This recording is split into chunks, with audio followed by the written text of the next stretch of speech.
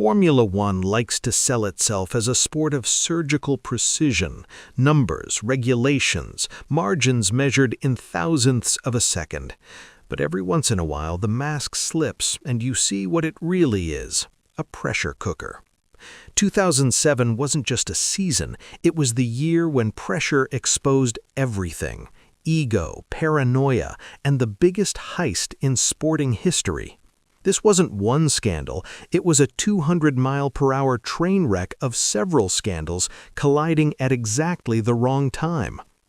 By the end of 2006, the foundation of Formula One was already cracking. Michael Schumacher retired, Ross Brawn stepped back, Jean Todt's iron grip on Ferrari began to loosen, and for the first time in a decade, the kings of Maranello looked vulnerable. When a power like that weakens, the sharks start circling, and McLaren noticed most of all. They didn't just want to beat Ferrari, they wanted to erase them. Signing Fernando Alonso looked perfect on paper: a two-time world champion, politically sharp, relentlessly aggressive. But Ron Dennis made a fatal calculation. He never committed to Alonso as the unquestioned number one. Inside McLaren, a rookie was already the favorite son.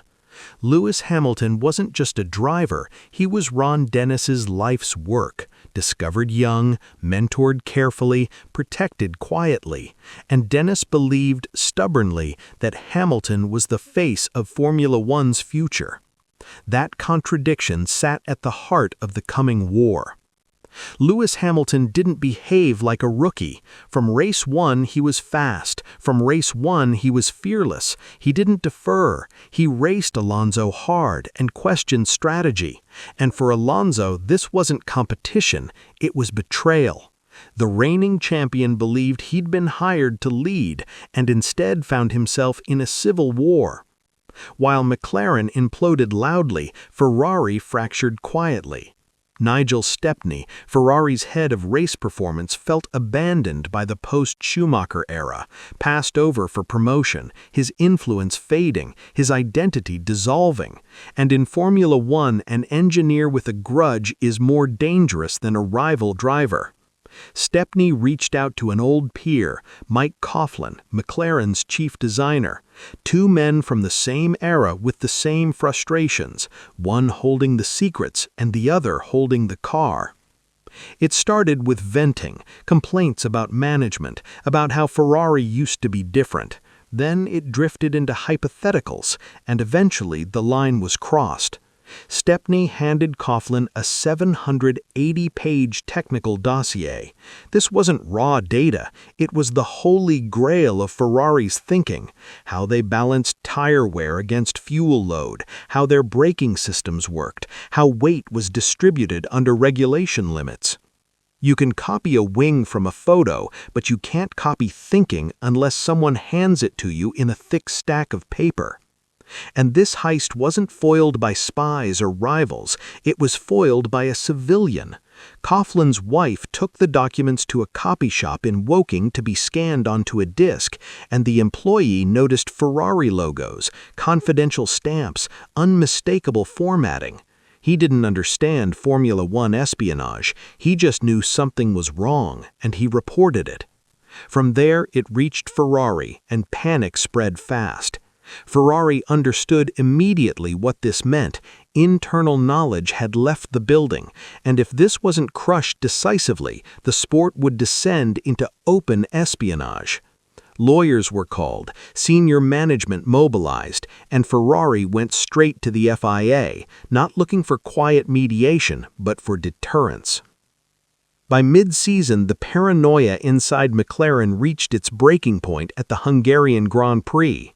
Hamilton ignored a team order. Alonso retaliated by holding Hamilton in the pits during qualifying, so Lewis couldn't complete his final lap.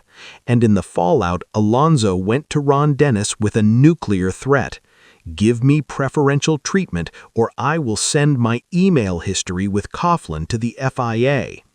Ron Dennis realized his team was now a crime scene and made a brutal choice. Rather than be blackmailed, he contacted FIA President Max Mosley himself, choosing to burn the house down rather than let it rot quietly.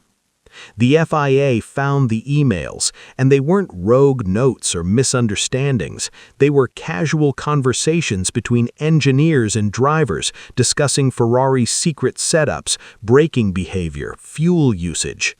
The defense that the data had never been used evaporated instantly because you can't unknow 780 pages of secrets.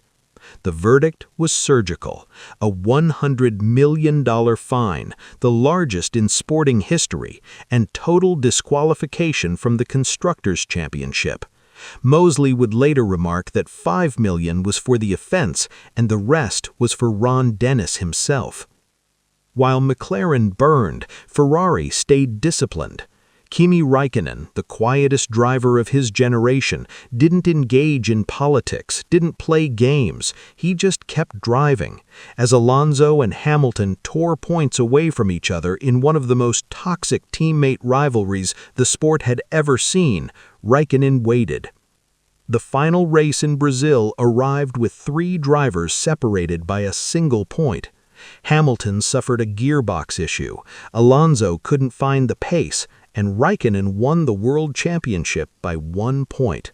The Iceman took the crown while the 2 most talented drivers of their generation were left staring at the wreckage of their own egos. After 2007, Formula One changed forever.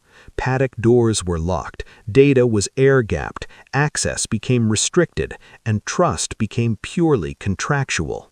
Spygate isn't just a story about cheating, it's a story about what happens when ambition outruns control, when pressure exposes character, and when a sport built on precision loses its mind. 2007 didn't just crown a champion, it stripped Formula One of its mask and revealed the ugly, beautiful, ruthless truth of what it takes to win. If this helped you see Formula One a little differently, consider leaving a like and subscribing to F1 Summed Up. The real stories of this sport don't end at the checkered flag.